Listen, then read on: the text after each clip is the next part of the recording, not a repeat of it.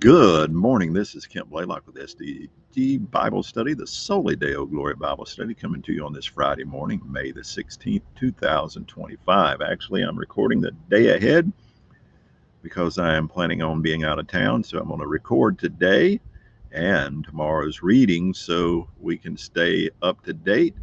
But we're going to be reading this morning from the Everyday Gospel, for this morning, the Everyday Gospel by Paul David Tripp. We're going to be in 3 chapters in 2nd Chronicles. We're going to be in chapters 34, 35, and 36, I believe, or maybe I'm wrong. Let's take a look. 32, 33, and 34, excuse me. So that's where we're going to be this morning. So join me as we read God's Word together. And you'll have to excuse my dogs. They're outside with me, and who knows what'll happen. After these acts of faithfulness, Sennacherib, king of Assyria, came and invaded Judah and encamped against the fortified cities and thought to break into them for himself. Then Hezekiah saw that Sennacherib had come and that he had set his face to make war on Jerusalem. And he took counsel with his commanders and his warriors to stop up the supply of water from the springs which were outside the city, and they helped him. So many people gathered and stopped up all the springs and the stream which flowed in the midst of the land, saying, "Why should the kings of Assyria come and find abundant water?" And he strengthened himself and rebuilt all the wall that had been broken down and erected towers on it, and built another outside wall and strengthened the Millo in the city of David, and made weapons and shields in great number. He also put military commanders over the people and gathered them to him in the square at the city gate and spoke to their hearts, saying, "Be strong and courageous. Do not fear or be dismayed because the king of Assyria, nor because of all the multitude that is with him. For the one with us is greater than the one with him. With him is only an arm of flesh, but with us is Yahweh our God to help us and to fight our battles." And the people were sustained by the words of Hezekiah, king of Judah. After this, Sennacherib, king of Assyria, sent his servants to Jerusalem while he was besieging Lachish with all his forces with him against Hezekiah, king of Judah, and against all Judah who were at Jerusalem, saying, "Thus says Sennacherib, king of Assyria, on what are you trusting that you are remaining in Jerusalem under siege? Is not Hezekiah inciting you to give yourselves over to die by hunger and by thirst, saying, Yahweh our God will deliver us from the hand of the king of Assyria? Has not the same Hezekiah taken away his high places and his altars, and said to Judah and Jerusalem, You shall worship before one altar, and on it you shall offer offerings up in smoke? Do you not know what I and my fathers have done to all the peoples of the lands? Were the gods of the nations of the lands able at all to deliver their land from my hand? Who was there among all the gods of these nations, which my fathers devoted to destruction, who could deliver his people from my hand, that your God should be able to deliver you from my hand?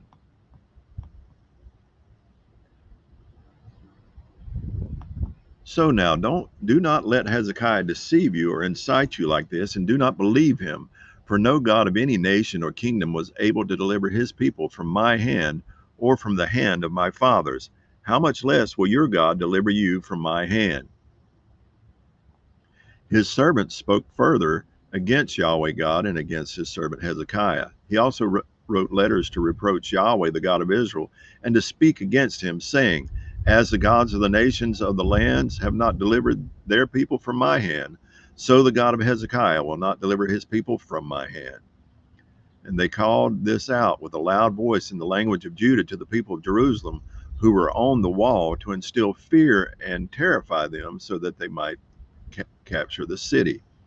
And they spoke of the God of Jerusalem as of the gods of the peoples of the earth, the work of men's hands. But King Hezekiah and Isaiah the prophet, the son of Amoz, prayed about this and cried out to heaven, and Yahweh sent an angel who wiped out every mighty man of valor, ruler, and commander in the camp of the king of Assyria. So he returned in shame to his own land. And he entered the house of his God, and some of his own children caused him to fall there by the sword. So Yahweh saved Hezekiah and the inhabitants of Jerusalem from the hand of Sennacherib, the king of Assyria, and from the hand of all others, and he guided them on every side. And many were bringing presents to Yahweh at Jerusalem and precious things to Hezekiah, king of Judah, so that he was lifted up in the sight of all nations thereafter. In those days Hezekiah became sick to the point of death, and he prayed to Yahweh, and Yahweh spoke to him and gave him a miraculous sign. But Hezekiah gave no return for the benefit he received, because his heart was proud. Therefore wrath came on him and on Judah and Jerusalem. However, Hezekiah humbled the pride of his heart, both he and the inhabitants of Jerusalem, so that the wrath of Yahweh did not come on them in the days of Hezekiah. Now Hezekiah had abundant riches and honor, and he made for himself treasuries for silver, gold, precious stones, spices, shields, and all kinds of desirable articles, storehouses also for the produce of grain, wine, and oil, stalls for all kinds of cattle, and sheepfolds for the flocks. He also made cities for himself and acquired flocks and herds in abundance for God, and for God had given him exceedingly abundant wealth. And it was Hezekiah who stopped the upper outlet of the waters of Gihon and directed them to the west side of the city of David. And Hezekiah succeeded in all that he did. Even in the matter of the envoys of the rulers of Babylon, who sent to him to inquire of the miraculous sign that had happened in the land, God left him alone only to test him, that he might know all that was in his heart. Now the rest of the acts of Hezekiah and his deeds of loving kindness, behold, they are written in the vision of Isaiah the prophet, the son of Amoz, in the book of the kings of Judah and Israel. So Hezekiah slept with his fathers, when they buried him in the upper section of the tombs of the sons of David, and all Judah and the inhabitants of Jerusalem honored him at his death, and Manasseh his son became king in his place. Now to chapter 33.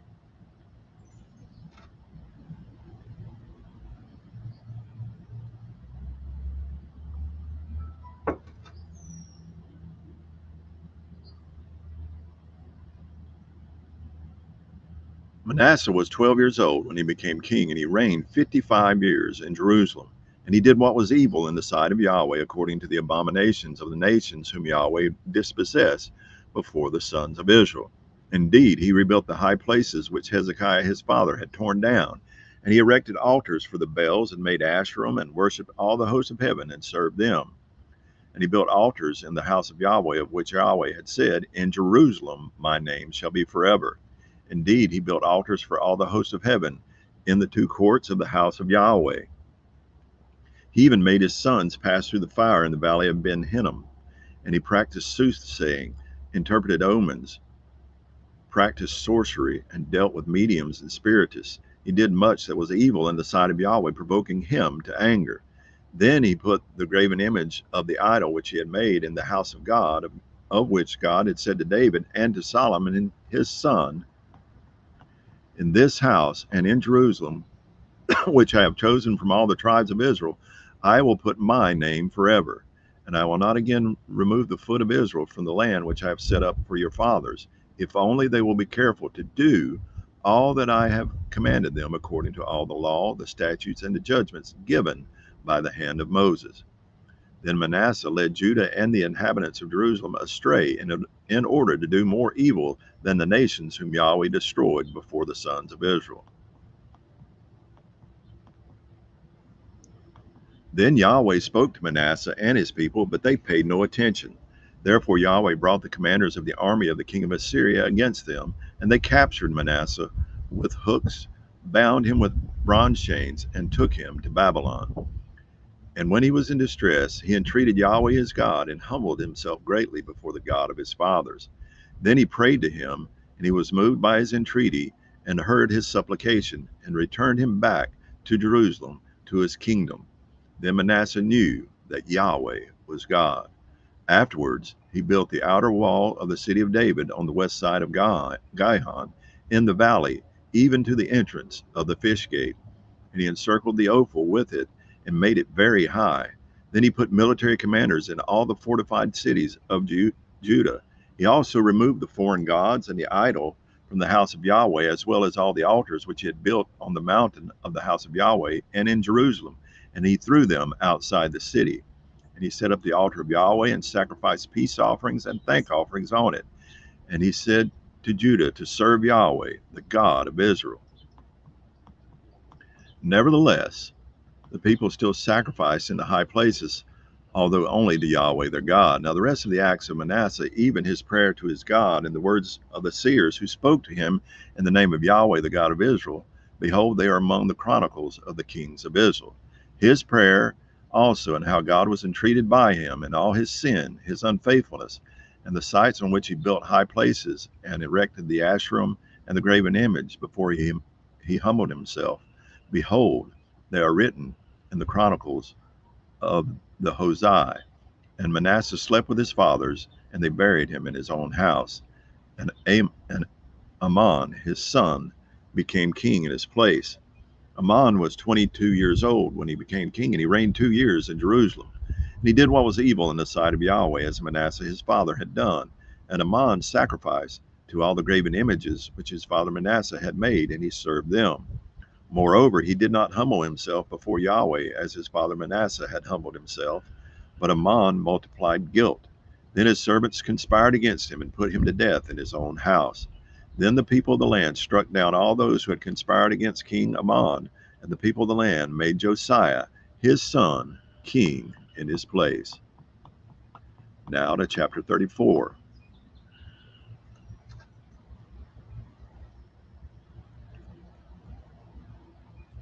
Josiah was 8 years old when he became king, and he reigned 31 years in Jerusalem. And he did what was right in the sight of Yahweh, and walked in the ways of his father David, and did not turn aside to the right or to the left.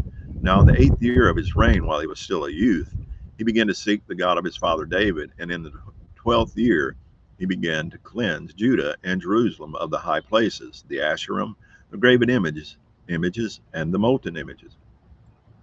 And they tore down the altars of the Baals in his presence, and the incense altars that were high above them he cut in pieces. Also the Asherim, the graven images, and the molten images he broke in pieces and ground to powder and scattered it on the graves of those who had sacrificed to them. Then he burned the bones of the priests on the altars and cleansed Judah and Jerusalem and the cities of Manasseh, Ephraim, Simeon, even as far as Naphtali, in their surrounding ruins. He also tore down the altars and beat the Asherim and the graven images into powder, and cut in pieces all the incense altars throughout the land of Israel. Then he returned to Jerusalem. Now in the 18th year of his reign, when he had cleansed the land and the house, he sent Shaphan the son of Azaliah and Maaseiah, an official of the city, and Joah the son of Joahaz the recorder, to repair the house of Yahweh his God. And they came to Hilkiah the high priest and gave him the money that was brought into the house of God, which the Levites, the doorkeepers, had gathered from the hand of Manasseh and Ephraim, and from all the remnant of Israel, and from all Judah and Benjamin, and the inhabitants of Jerusalem.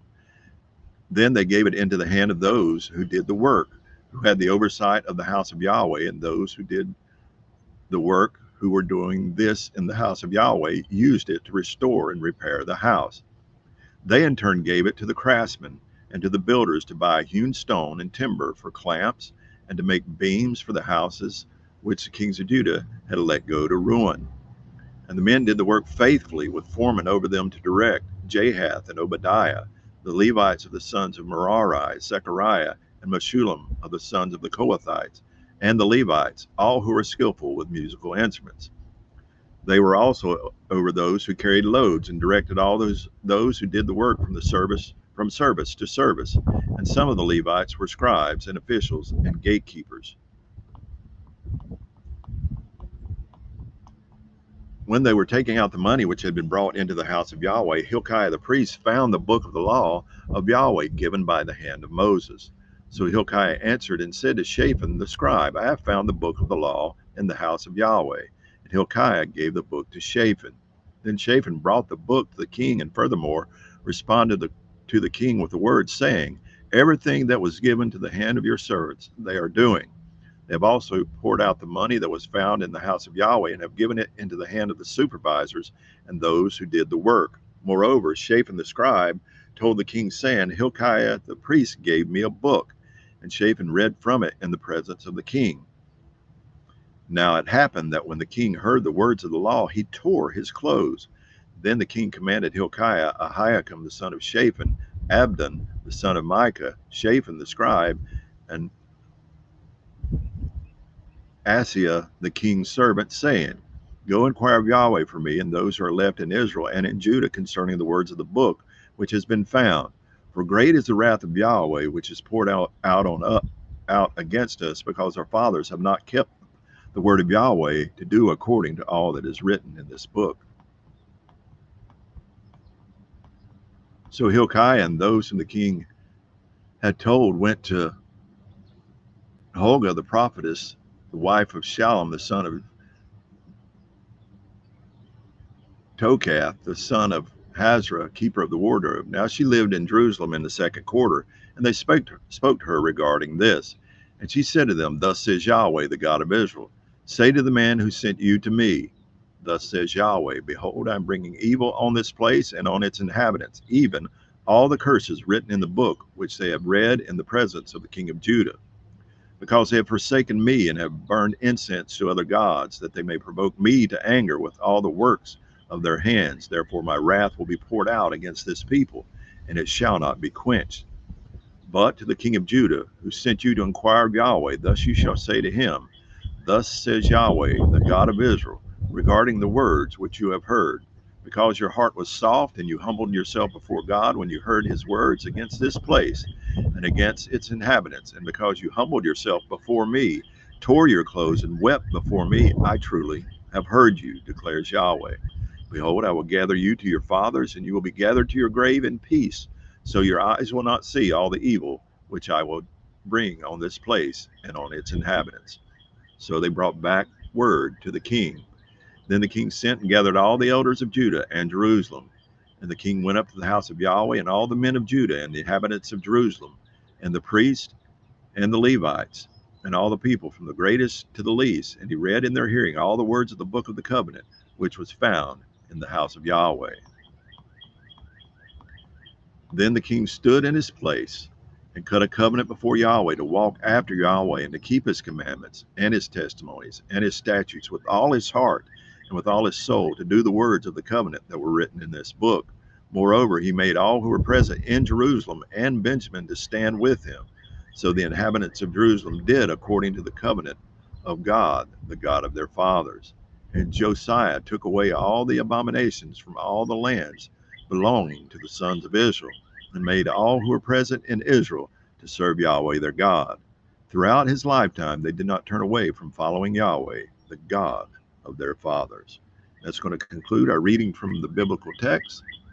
Now our devotional reading.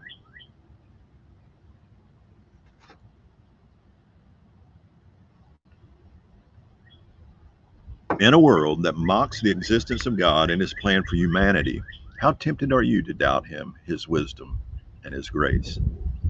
Your belief in God will not be supported and encouraged by the culture that surrounds you. News services, social media, and streaming platforms tend to ignore the existence of God, mock the concept of his existence, or promote lifestyles that rebel against his will. Many Christians are susceptible to having their trust in God weakened by the voices of media influencers who lay out arguments against a biblical worldview, biblical theology, biblical morality, and the essentiality of the church. How about you? Is your faith in God up for grabs in any way? Do you read things that shake your trust in him? Has your theology been corrupted by worldly philosophies? Are you ever tempted to abandon your faith? Are you fearful of letting people around you know that you're a Christian and that the Bible is your theological and moral guide? Do you find it hard to take a moral stand? To what extent is your faith mixed with doubt? In 2 Chronicles chapter 32, Sennacherib, the powerful king of Assyria, is threatening to lay siege to Judah. So he sends messengers to warn Hezekiah, the king of Judah, with these words. Thus says Sennacherib, king of Assyria, on what are you trusting that you endure the siege in Jerusalem?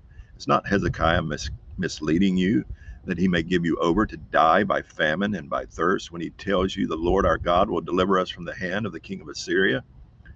Has not this same Hezekiah taken away his high places and his altars, and commanded Judah and Jerusalem, before one altar you shall worship, and on it you shall burn your sacrifices? Do you not know what I and my fathers have done to all the peoples of other lands? Were the gods of the nations of those lands at all able to deliver their lands out of my hand? Who among all the gods of those nations that my fathers devoted to destruction was able to deliver his people from my hand, that your God should be able to deliver you from my hand? Now, therefore, do not let Hezekiah deceive you or mislead you in this fashion, and do not believe him, for no God of any nation or kingdom has been able to deliver his people from my hand or from the hand of my fathers.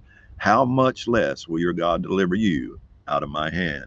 2 Chronicles chapter 32, verses 10 through 15. These words are a direct and blasphemous assault on the almighty power and infinite glory of the God of Judah, but they create no doubt whatsoever in Hezekiah. Sennacherib's messengers shout out their contempt for God, comparing him to the gods of the nations that are made by human hands. But Hezekiah is not afraid. He responds with an act of faith, prayer, and the Lord delivers Judah. May God's grace meet us, so that nothing can weaken the vitality of our trust in him. And when we are afraid, may we run to him in prayer, trusting his delivering grace. And that's going to conclude our reading this morning from the devotional. What a wonderful reading this morning. And what a wonderful kings we've seen. First we've seen Hezekiah, and then unfaithful sons, and then God raises up Josiah, a faithful king who was not sent packing, running in fear from Sennacherib, the king of Assyria. He knew that God was greater, and our God is greater than anything in this world. The philosophies, the social media, news, doubters, skeptics, atheists, other religions. Our God is seated in the heavens. He's on the throne. He's ruling and reigning. Jesus, the Son, is seated at his right hand, and the Holy Spirit is with us, indwelling in us to guide us and direct us. I hope you're trusting in him today, that you lean heavily upon him. Hope you have a blessed day today. Give God the glory on this Friday. Soli Deo Gloria.